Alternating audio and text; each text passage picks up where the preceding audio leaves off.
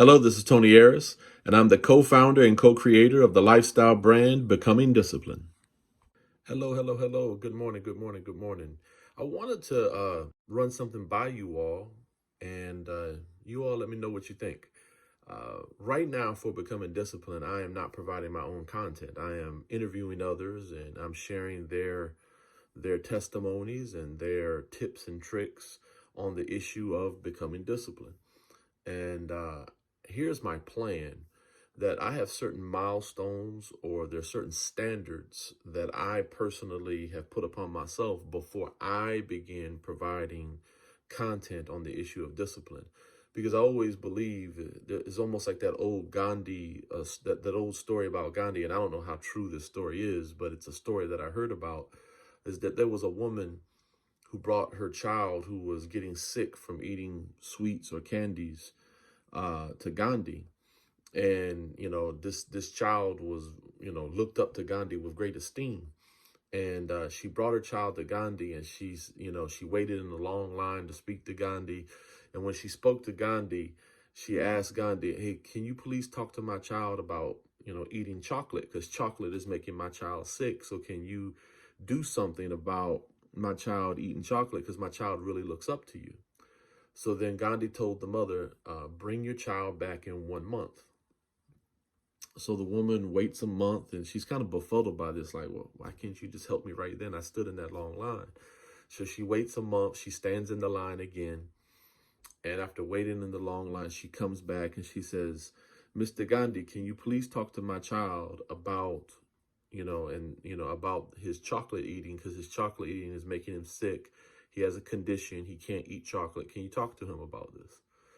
And Gandhi went and put his arm around the boy and talked to him and said, "Hey, listen, you can't eat chocolate. This is bad for you. This is making you sick. This is not good for you. Please stop eating chocolate." And the boy agreed to stop eating the chocolate. And, the mother, before she leaves the presence of Gandhi, she said, how come you couldn't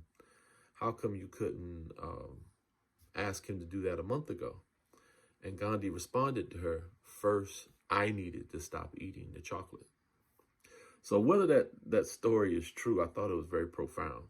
So before I begin to speak on the subject of discipline, I want to have in my own heart um, a certain sense of accomplishment before I go and open my mouth on this issue.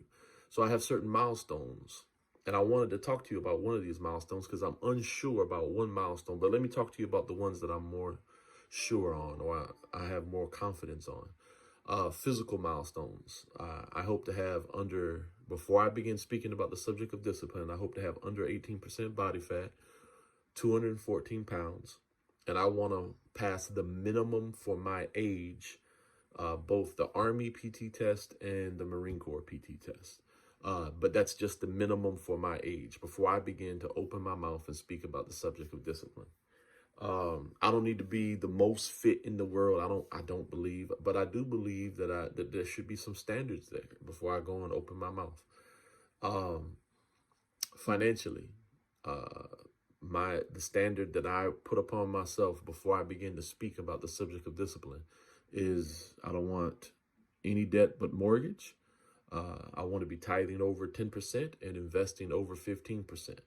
Um, I can tell you this, I'm pretty close already, but that's a standard that I want to obtain before I begin speaking about the subject of discipline.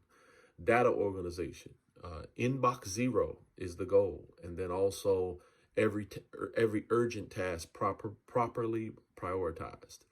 Home organization, I hope to have a developed SOP, and every single object in my home should be in its proper place.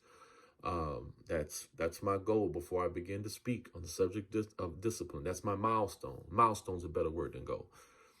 And then when it comes to spiritual calendar / time goals and emotional goals, when it comes to those areas, I've developed a milestone of 40 days of total focus where I'm locked in for 40 days, almost like a 40-day fast, where I'm not wasting any time. I'm not chilling. I'm not Netflix and chilling. I'm not doing any of that. I'm totally locked in, doing what I'm supposed to do for 40 cumulative days. I believe if you can do that, that's a good sign that you're spiritually disciplined, you're disciplined with your calendar and time, and you have a certain level of emotional discipline as well. Now, here is the milestone that I don't know about. And there's really two different paths in the road that I can go. Um, when it comes to education, before you all listen to someone on the subject of discipline, do you believe that that person should have a bachelor's degree in psychology? I don't know. Here's the fork in the road. Either I can pursue a bachelor's degree in psychology. I have around 80 credits right now. So I could go and finish up and go back and get a bachelor's degree in psychology. Or what I had planned to do was read around 20 books and also case studies, scientific studies on the subject of discipline, things like the marshmallow test and other scientific or psychological studies that have occurred. And then also read up on the top 20 books on the subject of discipline. I've read most of them already, but I wanted to go back and tighten my shot group. What do you all think is necessary? Is it necessary, do you believe, for me to have a degree in psychology before I begin to speak on this subject of discipline? I'm leaning against it because I think that would also hurt my financial goals to go back and get a degree in that particular area. And so I'm not quite sure about that. What is the educational milestone that you would look for someone in the area of discipline before you would trust them as a subject matter expert?